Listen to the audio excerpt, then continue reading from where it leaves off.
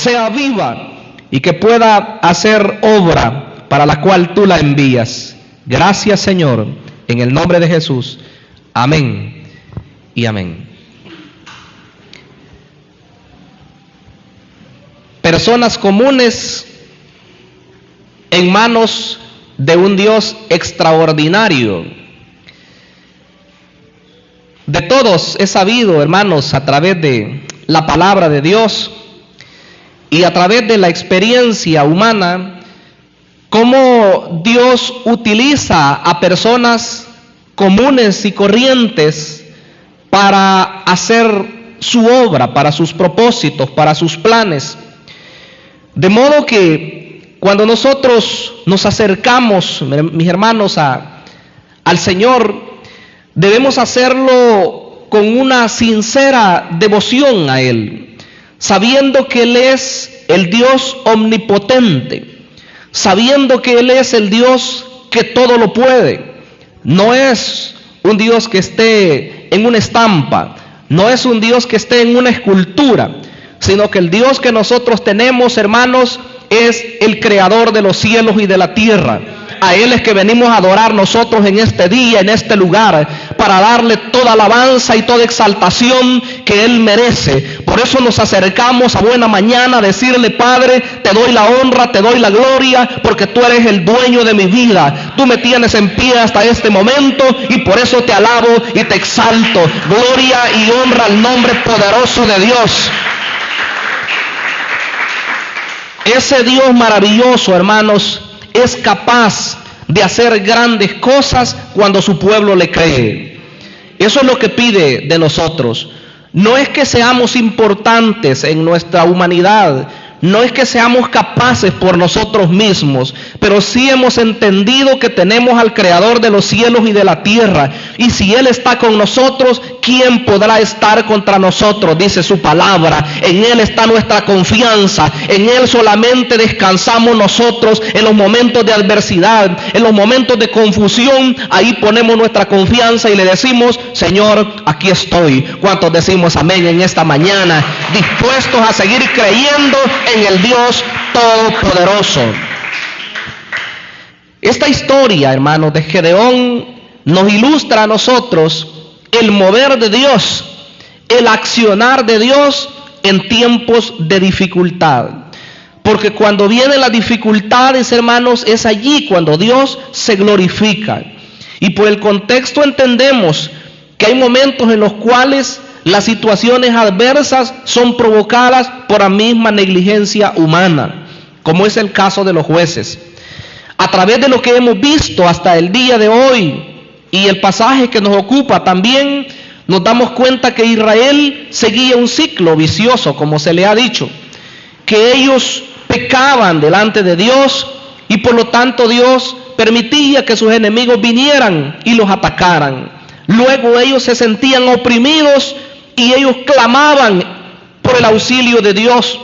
Y Dios, que es tan grande, tan rico en misericordia, les respondía. ¿De qué manera? Bueno, Dios siempre se provee de hombres o de mujeres para haber de hacer una obra importante.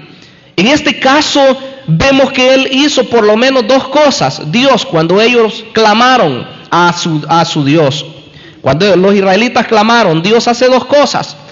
Les levanta un profeta para que les advierta o para que les amoneste, y en segundo lugar, también Él se presenta con su ángel, que ya vamos a ver en qué consiste eso, y les da instrucciones. Levanta a Gedeón, si podemos tomarlo como un tercer aspecto ese.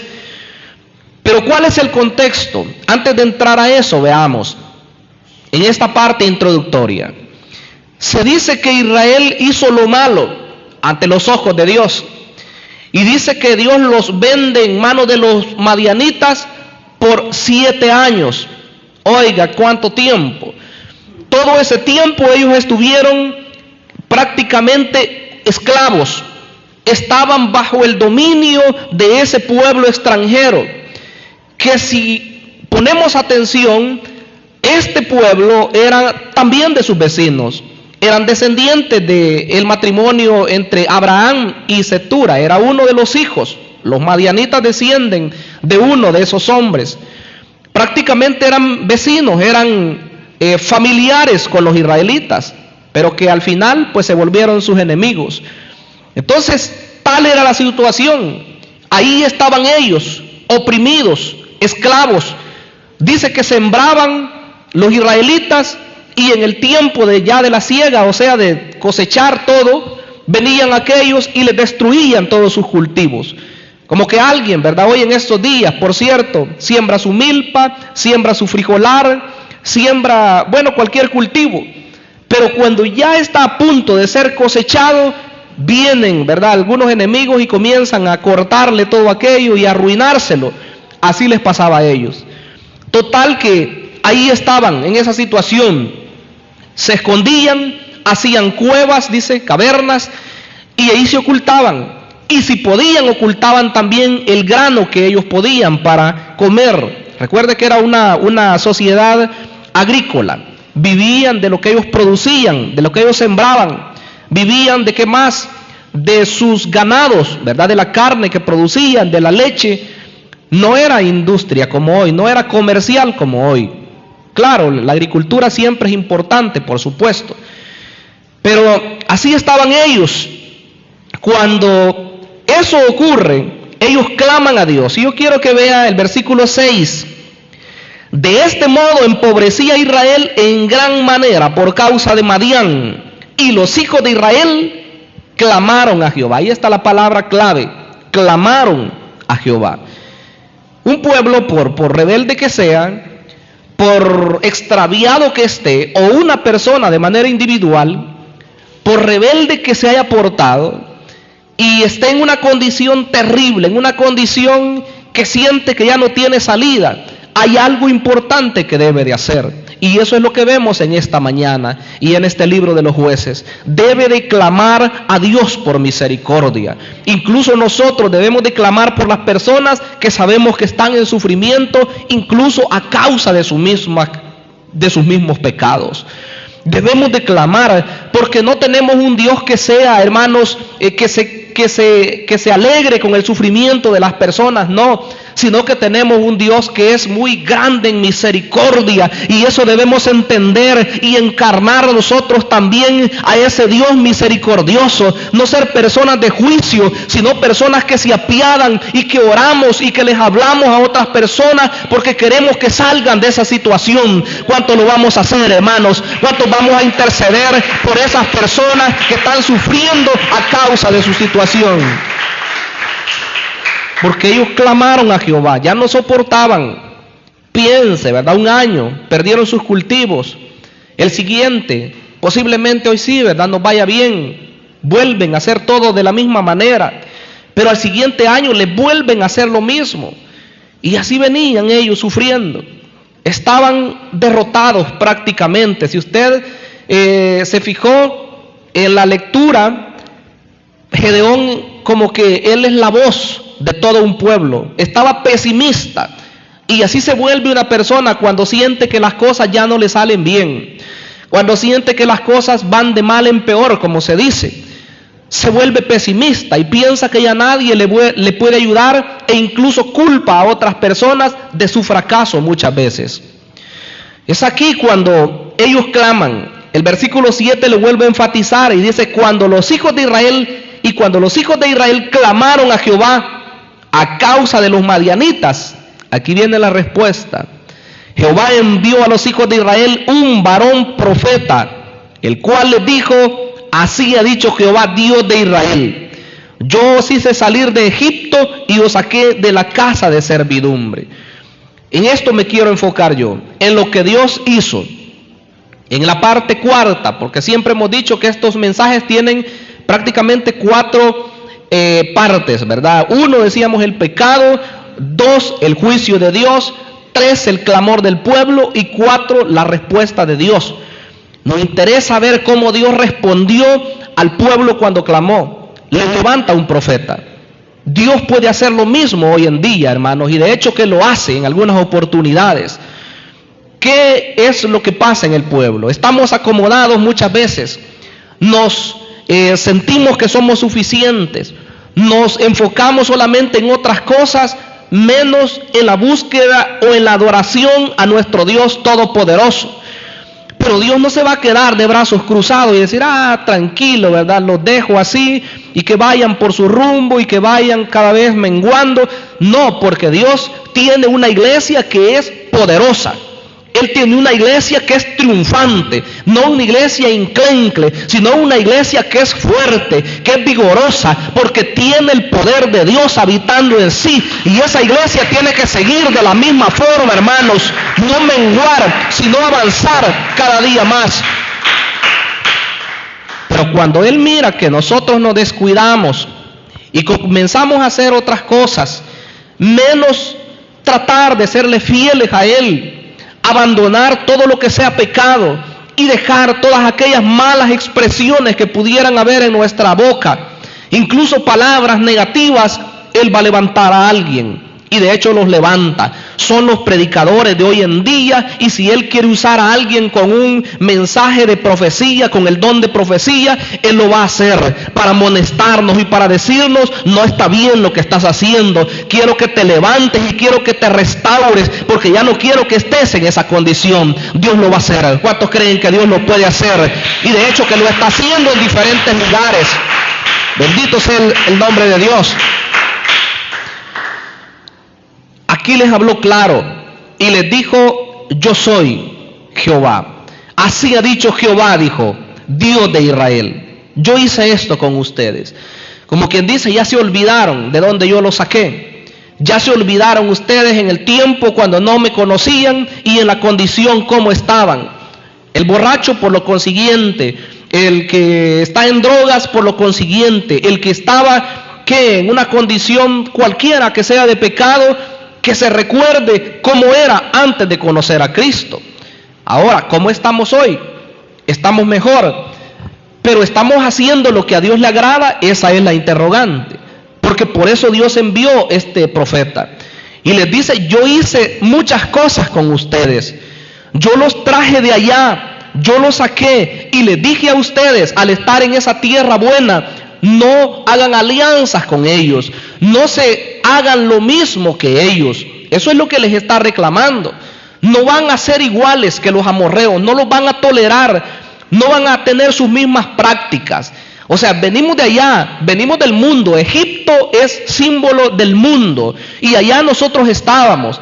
¿Qué hacíamos? Participábamos en bailes, andábamos en todo tipo de eventos que la gente le llama de las fiestas patronales. Allá andan, ¿verdad? Y diciendo un sinfín de expresiones malas, en vicios, esclavos de licor, esclavos de las drogas, esclavos de todo tipo de pecados sexuales, haciendo y deshaciendo y creyendo que teníamos libertad. Así estábamos nosotros allá. Pero luego el Señor nos sacó. Y así como a Israel lo llevó a la tierra de los amorreos, nosotros estamos en una tierra buena hoy. ¿Cuántos lo reciben? Amén. La tierra buena, hermanos, es la obra del Señor. Estamos bajo estamos en la cubierta de Dios, estamos en su redil. Los rediles eran fabricados por los pastores para proteger a sus ovejas. Ahí estaba, ¿verdad? Lo hacían de diferentes materiales, pero estaban protegidos. Eso es un símbolo también de lo que hoy es la iglesia. Si estamos en la iglesia, estamos protegidos. Si estamos en la obra de Dios, estamos bajo la sombra del Omnipotente. Pero no nos salgamos de allí, ni hagamos desobediencia, porque Dios también puede permitir que algo venga a nuestra vida. Y ese cuidado hay que tener.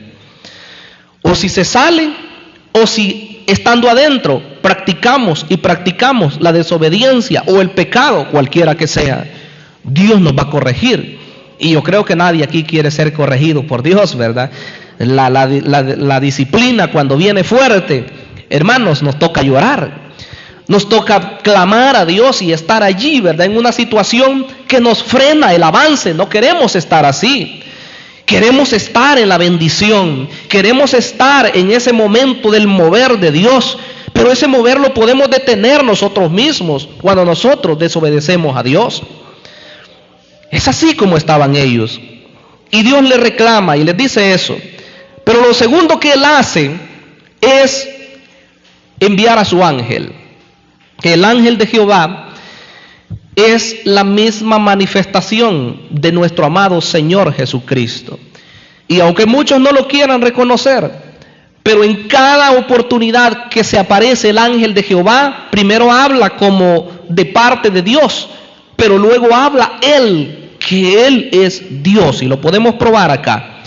Dice el versículo número 12, para que lo veamos: y el ángel de Jehová se le apareció y le dijo: Jehová está contigo, varón esforzado y valiente. Primero enfoquémonos en eso, en el ángel de Jehová.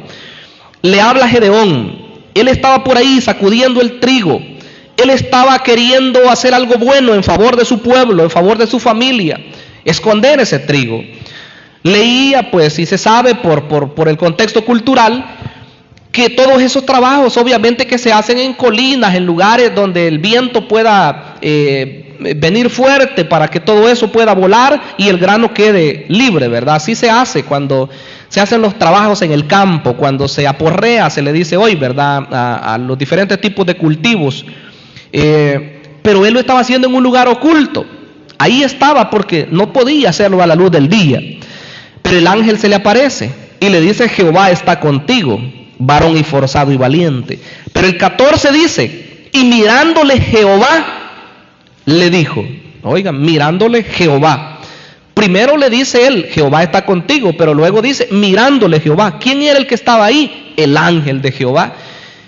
Hermanos, cuando estamos en dificultades y cuando clamamos a Dios, Dios no se va a quedar así, ¿verdad?, con los oídos sordos, sino que Él va a enviar respuesta oportuna a nuestra necesidad. Y qué maravilloso es que en tiempos antiguos, aunque no se conocía muy bien la revelación de Jesucristo, Él mismo lo envió en aquel tiempo para ayudarle a ese pueblo. Así que no dude, hermano, que cuando tenga una dificultad y clame a Dios, pero sinceramente, Cristo Jesús estará en su auxilio. ¿Cuánto lo creemos en esta mañana? Porque Él es nuestro Salvador. Y cuando decimos que Él es nuestro Salvador, mis hermanos, nosotros debemos saber que Dios obra no solamente en la salvación que Él nos ha regalado, perdonándonos nuestros pecados y saber que hoy ya no vamos a la condenación eterna. Eso es lo más maravilloso que Dios hizo por nosotros. Pero la salvación incluye también actos poderosos en favor de sus hijos cuando están en alguna adversidad. Si una persona está en peligro, no dude que Dios va a actuar para salvarle. Si una persona está en enfermedad y la voluntad de Dios es sanarle, Él lo va a hacer. Eso estoy seguro.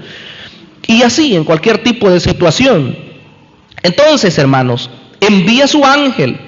Pero aquí vemos cómo el ser humano podría querer frustrar los planes de Dios. Porque decíamos que Dios utiliza gente común para sus propósitos. Y que somos personas así, comunes y corrientes. No teníamos nada de diferente al resto de las personas. Cuando alguien cree que está en la obra y es muy sobresaliente porque tenía cualidades, está equivocado. Y en un momento propicio Dios le va a hacer reconocer que no es así. Porque todos éramos iguales, hombres y mujeres comunes y corrientes. Pero entre todos ellos, Dios tuvo a bien el llamarnos y decirnos: quiero que estés en mi obra. Y nos llamó, y así estamos acá. Pero estando en este lugar, Él dijo: quiero que me sirvas en X ministerio. Quiero que hagas esta labor en mi iglesia. Y lo capacita, le da dones, le da sabiduría, le da conocimiento para que se desenvuelva en la obra de Dios. ¿Cómo respondemos nosotros cuando Dios nos quiere usar? Aquí está ¿cómo se llama? La debilidad humana. Oiga lo que le dijo el ángel. El versículo 12, el ángel de Jehová se le apareció y le dijo: Jehová está contigo, varón esforzado y valiente. Si usted está en sus cabales y espiritualmente se encuentra bien, si alguien le declara una palabra así, usted le dirá amén. ¿Sí o no? Cuando usted le dice a alguien: Dios está contigo, mi hermano, Dios está contigo, mi hermana, usted dice amén. ¿O lo duda usted? No, ¿verdad? Pero en este caso, Gedeón, como dije, encarnaba a la nación que estaban desalentados. Y oiga la respuesta que él da. Versículo 13.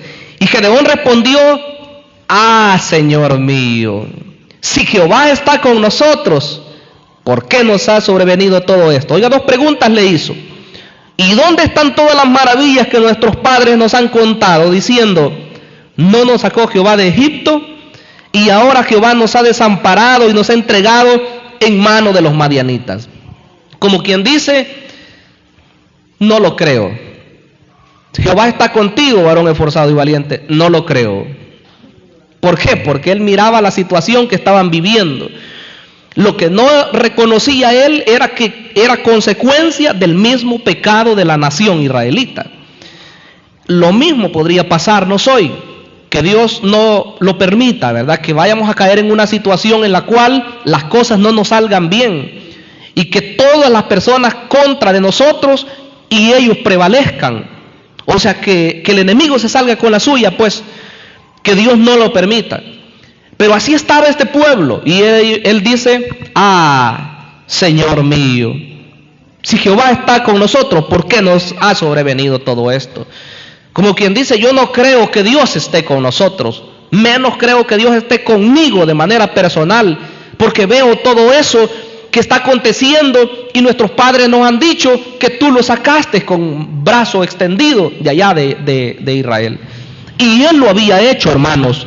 No había duda de eso. Pero lo que Gedeón quería decir es: hoy no veo nada. Hoy no veo ese accionar. Pero no era culpa de Dios, sino que era culpa de ellos mismos. Oiga lo que le dice Dios. Y mirándole, dice el 14, Jehová le dijo: ve con esta tu fuerza y salvarás a Israel de la mano de los madianitas. No te envío yo, le dice. Le vuelve a enfatizar. Cuando Dios envía, hermanos, es porque Él dará los recursos necesarios para poder hacer una obra. Él no nos va a enviar y va a decir: bueno, ve cómo salís, ¿verdad? Yo solamente te voy a enviar y no sé qué es lo que va a pasar contigo o qué es lo que vas a hacer en la obra de Dios. No lo manda así, sino que Dios también lo va a capacitar. Y le dice acá: ve con esa tu fuerza. Como quien dice: si estás tan enfatizado en las cosas negativas, si tienes valor para criticar y para hacer cuanta cosa en contra de la obra de Dios o de Dios mismo, ¿por qué no utilizas mejor esas fuerzas para hacer lo bueno delante de Dios? ¿O cree usted que no? A veces, hermanos, yo lo he dicho siempre, el cristiano se vuelve algo negativo.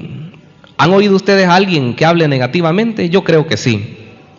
Incluso si vemos nuestras palabras cuando estamos hablando con otra persona, voy a sincerarme con ustedes, hermanos. Hay momentos en los cuales yo he estado platicando con alguien, puede ser familiar o puede ser miembro de la iglesia, pero de repente me doy cuenta que estoy diciendo alguna palabra que no es correcta. No me refiero a malas palabras, me refiero a hablar negativamente. Y uno dice: bueno, esto no es lo que Dios quiere. Y allí es donde uno tiene que actuar, hermano. Y si es posible en el momento, bueno, Jehová reprenda a Satanás, porque este no es el pensamiento de Dios. El pensamiento de Dios es que le creamos, aunque veamos las cosas negativas en un momento. Pero el mover de Dios es que nosotros digamos: yo lo creo, yo sé que va a ocurrir, yo sé que voy a salir adelante, yo sé que voy a tener la respuesta. Y aunque hoy no la estoy viendo, pero Él es capaz de hacerlo. ¿Cuántos lo creemos en esta mañana? Bendito el nombre de Dios, porque Él es el mismo de ayer, de hoy y de siempre. Ahí estaban. Y le dice: ve con esa tu fuerza, tú vas a salvar a Israel. Yo te envío. O lo hace en forma de pregunta, ¿verdad? No te envío yo. Pero él continúa y le vuelve a hablar en forma negativa, así como lo hizo Moisés. ¿Se recuerdan en aquel tiempo que lo hablamos, verdad? Dice el 15: entonces le respondió: Señor mío, ¿con qué salvaré yo a Israel? He aquí que mi familia es pobre en Manasés, y yo el menor en la casa de mi padre. Oiga cómo le respondió él: Primero le echó la culpa a Dios y le dijo, no, si tú estuvieras con nosotros, no estuviéramos en esta condición. Pero ahora se conmisera él mismo y dice, no, si nosotros somos los más pobrecitos, ¿cómo los voy a salvar? Mi familia es la más pobre y yo soy el menor. A nosotros hoy no nos causa mucho impacto el oír que alguien es el menor, aunque tal vez de cierto modo. Porque ¿quiénes son los que llevan la delantera siempre en la casa? Los hijos mayores, ¿verdad? Al menor a veces, bueno, en hogares no cristianos, por supuesto, hasta lo golpean, ¿verdad? Les dan sus coscorrones o sus golpes, lo mandan a hacer todas las cosas. Claro que en el hogar cristiano ya no, ¿verdad? Ahí valen igual. Y los papás tienen que tener cuidado de darle el mismo valor al hijo mayor como al hijo menor. Y si tiene varios, de igual manera, tienen que valer igual para que ellos no se sientan menos el uno del otro.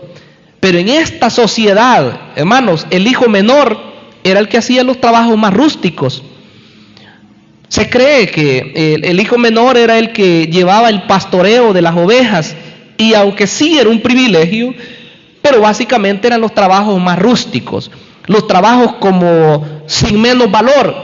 Los hijos mayores eran los que se preparaban para ir a la guerra, eran los hombres ahí de importancia, ¿verdad? O de renombre. Por eso él dice, no, sí, mi familia es bien pobrecita, y aparte de eso yo soy el hijo menor. ¿Cómo voy a ir yo? Que vayan mis hermanos, los mayores, ¿verdad? Ellos tal vez. Así como Moisés dijo, no, yo no puedo hablar, mejor envía al que sí lo sabe hacer. Pero hermano, Dios no está buscando a alguien que pueda hacer las cosas. Él está buscando a alguien que de verdad le crea que Dios es capaz de obrar a través de su vida. ¿Cuántos creen en esta mañana que Dios puede obrar a través de ustedes? ¿Cuántos lo reciben? ¿Cuántos podemos darle gloria a Dios por eso que Dios está haciendo en nosotros? Y quizás tengamos familiares que quizás fueran más doctos que nosotros, más entendidos, más preparados, como dice la gente. Pero de eso no depende el éxito en la obra de Dios. Si Él tiene a bien llamar profesionales, Él lo hace. Pero igual, si Él tiene a bien llamar a una persona sin ningún estudio, y Él quiere ponerla en un lugar de privilegio, que presida un pueblo, Él lo hace. Porque Él es Dios. Y para Él no hay ningún impedimento. Él levantó hombres en el ayer que eran de profesión y hombres que eran también del vulgo, como dice la Biblia. Pedro, Juan, Jacobo eran hombres pescadores. Profetas como Amós, que dice que era un agricultor y era una persona que cuidaba bueyes. De allá lo llamó Dios.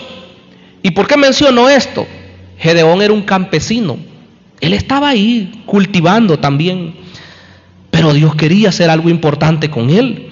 Dije que Dios utiliza a hombres comunes y corrientes, a personas comunes y corrientes, para hacer cosas extraordinarias.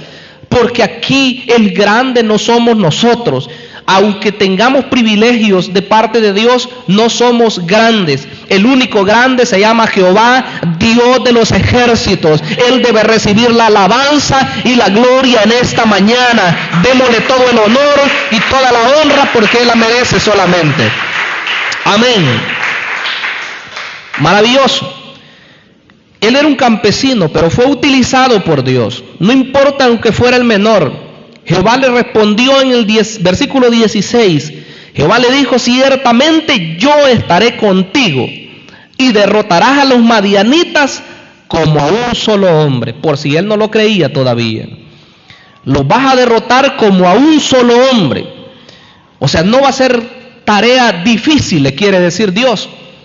Pero más adelante se verá cómo fue que ocurrió eso. Por supuesto que Gedeón no se va a quedar con esto. Él todavía tiene interrogantes, todavía tiene dudas. Y le dice, si es verdad que tú me vas a usar, le dice más adelante, permite que yo vaya a traer una ofrenda. Oiga la importancia de este hombre, cómo él accionó. Es cierto que él, como dicen algunos comentaristas, él era como tardo para hacer las cosas, como muchos de nosotros. Que nos asignan algo, nos dicen algo y nosotros, es que no, ¿verdad? No sé si de verdad yo puedo hacer esto. ¿O será Dios el que me está llevando a hacer esto? ¿O será que solamente tengo un impulso? ¿O es el hermano que está queriendo involucrarme a mí en esta obra? Así era Gedeón. Pero aunque él hacía así, él le pidió a Dios, permíteme que te traiga una ofrenda. Y se fue corriendo, ¿verdad?, a presentar su ofrenda. Y le trae a Dios una carne y le trae un caldo. Y Dios le dice, muy bien, ponlo aquí, ¿verdad?, sobre esta peña. Y le recibió la ofrenda que él le traía a Dios. Eso es maravilloso. Esa era la primera señal. Pero luego él va a seguir pidiendo más señales más adelante, ¿verdad? Él sigue pidiendo señales y le dice a Dios, ¿será que tú me estás enviando y tú me vas a dar la victoria? Si yo pongo un vellón aquí, y será que cuando caiga el rocío de la noche y solamente cae sobre él, pero todo lo demás está seco, entonces yo voy a entender que tú me estás enviando. Y el día siguiente fue a ver y efectivamente dice que exprimió ese vellón, o sea, una especie de cuero, y dice que sacó una gran abundancia de agua y todo lo demás seco. Y al siguiente día quería otra señal, ¿verdad? Le dijo, perdóname, mi Señor, pero hoy quiero que solamente esté, que el vellón esté seco y que todo lo demás esté mojado. Y Dios se lo cumplió. Porque Dios nos tolera a nosotros, ¿verdad? Muchas veces, aunque nosotros estemos viendo las grandes maravillas de Dios y no le creamos, Señor, demuéstrame que de verdad tú estás conmigo.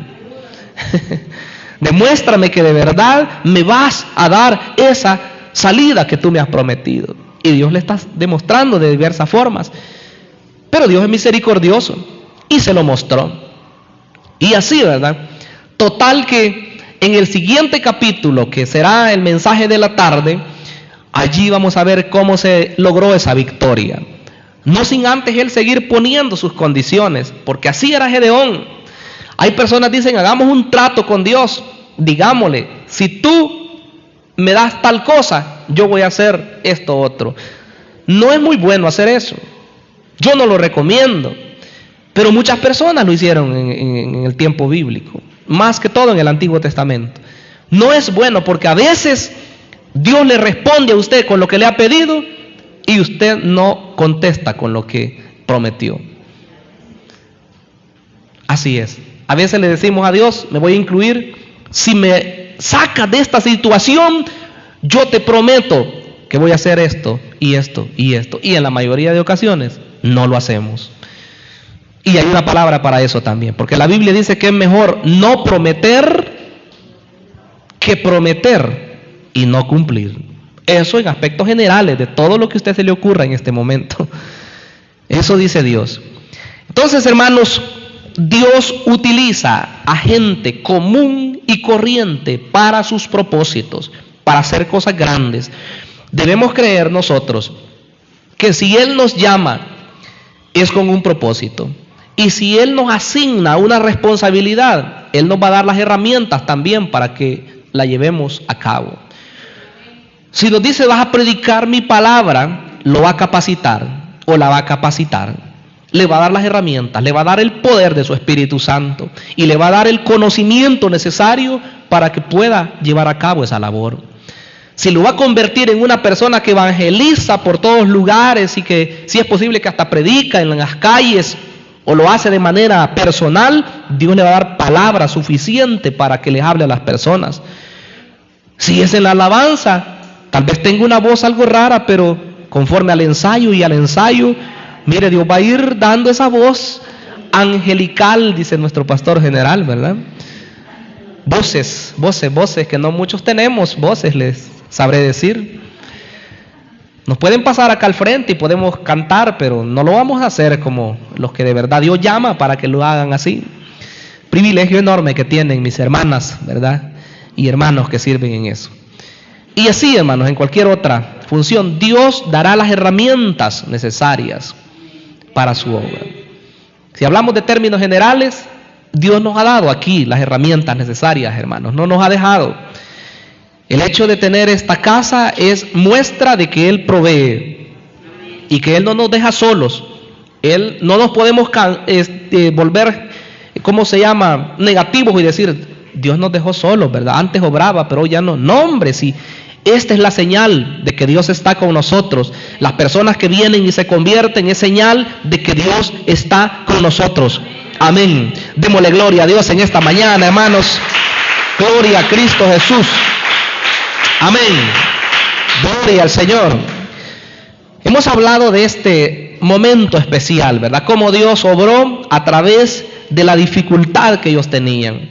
Cómo cuando ellos clamaron, Dios fue capaz de enviarles un hombre, primero a amonestarlos para hacerles reconocer su situación, pero luego les envía a su ángel, que como decíamos es el mismo Cristo antes de su encarnación, manifestándose para decirles qué era lo que ellos iban a hacer.